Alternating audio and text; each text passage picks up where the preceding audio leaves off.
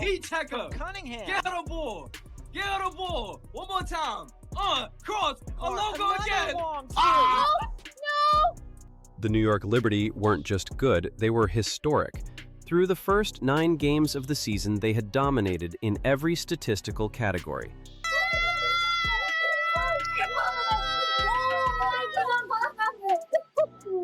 Their offense ranked at the top of the league. Their defense was almost impenetrable. Every time a challenger stepped onto the court, they left humiliated and confused. The Liberty were more than a team, they were a force of nature. With head coach Sandy Brondello pulling the strings and Breanna Stewart playing like a back-to-back MVP candidate, this team had all the pieces. Sabrina Ionescu ran the offense like a symphony, dishing out assists while scoring from every angle. Jonquel Jones was a defensive wall. The bench was deep, the rotations tight, and the confidence sky high. They weren't just beating teams, they were dismantling them. Their average margin of victory was double digits. Opponents were walking into the arena already mentally defeated. Analysts began predicting a near-perfect season. The Liberty weren't just favorites to win the championship. They were expected to coast there. June 14th was circled on the calendar for one reason. Caitlin Clark was finally back. After missing 5 games due to a nagging quad injury, fans weren't sure what to expect. Would she be rusty? Would she be cautious?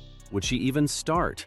Those questions were answered within minutes. Clark hit the court with a calm fire. Her warm-ups looked smooth, her release clean.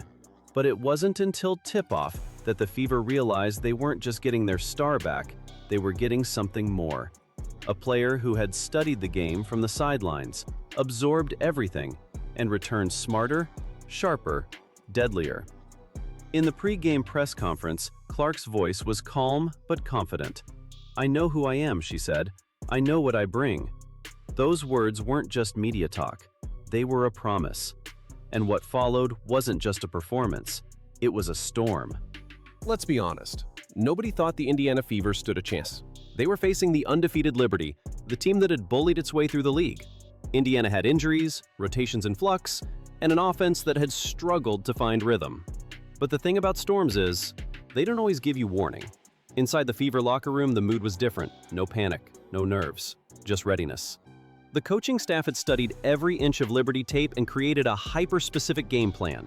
Deny the corners, collapse on Stewart's drives, and force uncomfortable mid-range jumpers. On offense, let Caitlin run the floor and punish every misstep. There wasn't a single fiery speech, just strategy, clarity, confidence. You want to beat a giant? One player said, you hit them first, and you keep hitting. Indiana's opening minutes were clinical. They didn't try to match the Liberty's flash, they countered it with fundamentals. Set screens, tight rotations, quick decisions. The Fever weren't reacting to New York, they were forcing New York to react. Defensively, they stayed glued to Stewart and Ionescu, daring others to make plays. They doubled smartly, recovered quickly, and rotated like clockwork. The Liberty's offense, usually fluid and precise, started to sputter. They looked confused. On the other end, Clark took over like a conductor. She directed traffic, pulled defenders with her movement, and found open shooters. She didn't just create shots, she created rhythm. And once the Fever found rhythm, they never let go. Then it happened. The moment that will live forever in WNBA history. One shot, then another, then another. In 38 seconds, Caitlin Clark scored 9 points and turned the game into a spectacle. It was the kind of moment that sends chills through your spine, when everyone in the arena knows they're witnessing greatness. The first 3 came from the wing. Clean, confident, nothing but net. The next one was deeper, closer to the logo. The Liberty defender had a hand up. It didn't matter. Swish. And then the final blow. Clark took a quick crossover, pulled up off the dribble with no hesitation, and drained her 3rd straight 3. The Liberty were stunned. The fans lost their minds. Commentators were screaming. Social media exploded. And Caitlin Clark? She just jogged back on defense like it was another day at the office. She had just changed the game in 38 seconds, and she was only getting started. The New York Liberty didn't just walk into this game expecting a win. They expected a blowout. They were the champions, the titans, the top dogs. But when Caitlin Clark unleashed that 38-second blitz, something shifted. You could see it in their eyes, a little hesitation, a little doubt. Breanna Stewart, usually calm and composed, began forcing shots. Ionescu's smooth offensive flow suddenly rushed. The bench, once vocal and electric, went quiet. The Liberty weren't just facing a hot hand, they were facing a psychological avalanche. Timeouts were called, adjustments were made. But Clark's explosion had done more than just tie the game. It had shattered New York's aura of invincibility. The Liberty, for the first time this season, looked vulnerable, not because they lacked talent, but because someone had finally made them question their own dominance. After her three-point barrage, Caitlin didn't slow down. She shifted gears. Now it wasn't just about scoring, it was about orchestrating. Like a chess master, she started setting up her teammates. Pass after pass, threaded through defenders, catching the Liberty off guard. She found Aaliyah Boston in the post for easy buckets. She hit Kelsey Mitchell on the perimeter with laser-quick skip passes.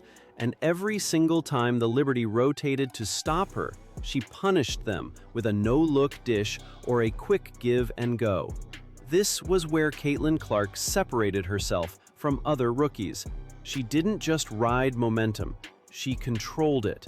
Like a maestro guiding a symphony, she shifted the entire rhythm of the game. Her presence alone opened up the floor for everyone else. And for the first time this season, the Liberty couldn't keep up. The Liberty's formula had been simple and devastating. Dominate the paint, hit open threes, and overwhelm opponents with defensive pressure. It had worked perfectly for 9 straight games, but against the Fever, that formula cracked. Why? Because Indiana forced the Liberty to play a different game. They shut down the paint with smart help defense and crashed the boards with relentless energy. They closed out on shooters faster than ever before. The Liberty's spacing disappeared, their movement slowed. They couldn't find the open looks they thrived on. Meanwhile, Caitlin Clark and the Fever turned every Liberty mistake into instant offense. A missed layup became a fast break. A turnover turned into a highlight assist. The Liberty were being dismantled, piece by piece. And the worst part? They didn't have an answer. Gainbridge Fieldhouse wasn't just a stadium that night. It became a weapon. As Caitlin lit up the scoreboard, the energy in the building surged. Fans weren't just cheering, they were roaring. Every shot, every steal, every assist felt like a tidal wave crashing down on the Liberty. Commentators could barely hear each other. Players were yelling to communicate over the chaos. For the Liberty, it was suffocating. For the Fever, it was electric. Caitlin fed off that energy like fuel. After each shot, she nodded to the crowd. After each assist, she clapped her hands with fire. It wasn't just her comeback, it was a celebration. And the fans, they knew they were watching history unfold in real time. By the time halftime rolled around, Caitlin Clark had already dropped 25 points, the most she'd ever scored in a single half. That number didn't just tell a story of a good shooting night, it told a story of domination, of control, of a player who had taken the best defense in the league and made them look ordinary. The scoreboard read, Fever 53, Liberty 50. But the numbers didn't tell the full story. The Liberty had been outplayed, outcoached, and outsmarted. And Clark? She wasn't even breathing hard. In the locker room, the Fever didn't talk about the lead. They talked about finishing the job. Don't give them a chance to regroup, one coach said. Break their will. And with Caitlin Clark leading the charge, that's exactly what they planned to do. Champions don't go down easy. Coming out of halftime, the Liberty made their push. They tightened their defense, started trapping Clark off screens, and began running more aggressive sets through Ionescu and Stewart. For a few minutes, it looked like the Liberty of old were back. They went on an 11-2 run. The crowd fell into a nervous silence. But this wasn't about fear. It was about poise. Instead of panicking, Clark adjusted. She slowed the pace, controlled possessions, and used her decoys more effectively. Lexie Hull hit a timely 3. Boston sealed off defenders for easy baskets. Every Liberty punch was met with a Fever counterpunch. And just when the Liberty thought they had closed the gap, Clark stepped into yet another three from 30 feet and drained it. The crowd erupted. The run was over. The Fever weren't breaking. They were building something. The true measure of a great team? How the role players respond when the spotlight's on. And this was the Fever's finest hour. Lexie Hull played the game of her life. She hit threes, she crashed the glass, she played lockdown defense. Her career-high night wasn't a fluke, it was a statement. She made New York pay every time they rotated off her to stop Clark. Meanwhile, Kelsey Mitchell did what she does best: kill momentum.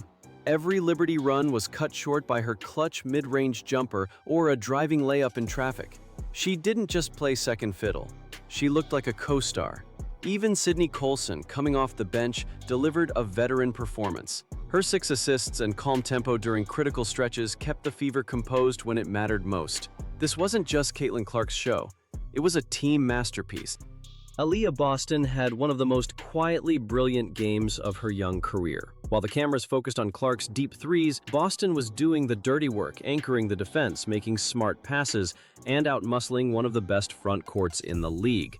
Her ability to pass from the elbow and hit cutters made Indiana's offense unstoppable, but what truly separated her was her mindset.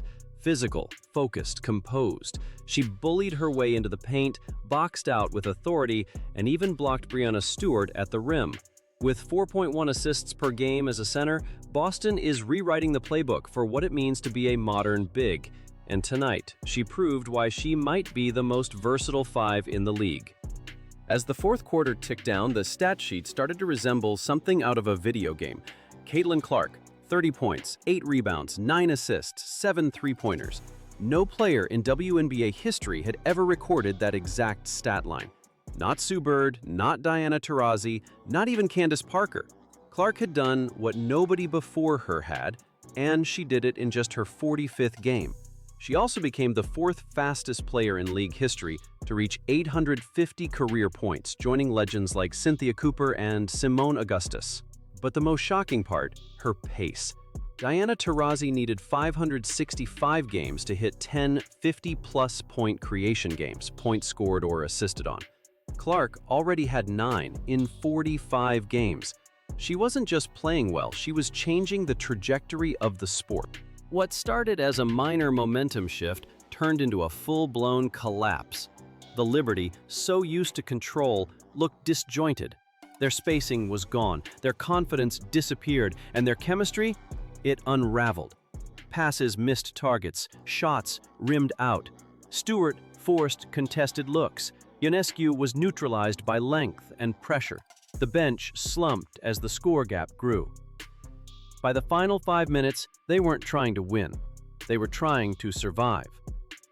The Fever, on the other hand, played with surgical precision. Ball movement was crisp. Cuts were sharp. Every possession felt like a statement. When Clark found Boston on a backdoor dime to stretch the lead to 14, the game was over. Not officially, but spiritually. The team that couldn't be beat had just been humiliated. With under 5 minutes to play, the Fever weren't just trying to hold on, they were executing with precision like a team that had been here before. Every cut, every pass, every screen was deliberate. Kelsey Mitchell ran a perfectly timed backdoor play. Caitlin Clark, instead of forcing a deep 3, dished out a no-look bounce pass to a wide-open Aaliyah Boston under the basket. Score, timeout Liberty. But the Fever didn't let up. Sydney Colson entered again to stabilize the offense while Clark rested for just a minute, and even then, the energy didn't drop. Lexie Hull grabbed an offensive rebound and reset the clock. The Fever milked time, made smart fouls, and rotated on defense like a top-tier playoff team. This wasn't just a win, they were closing out a signature victory with championship-level maturity. On the other side, Breanna Stewart wore a face we rarely see: disbelief. A multiple-time MVP, a finals legend, a player who has dominated both sides of the court for years, looked mortal. Stewart had been doubled, bumped, shadowed by Boston all night. Her usual finesse finishes turned into contested bricks. Her rhythm vanished, and as Caitlin Clark nailed her 7th 3, Stewart could only look down, take a breath, and jog back up the court. She wasn't playing poorly, she was just outmatched. And that's a sentence nobody thought would be said in 2025.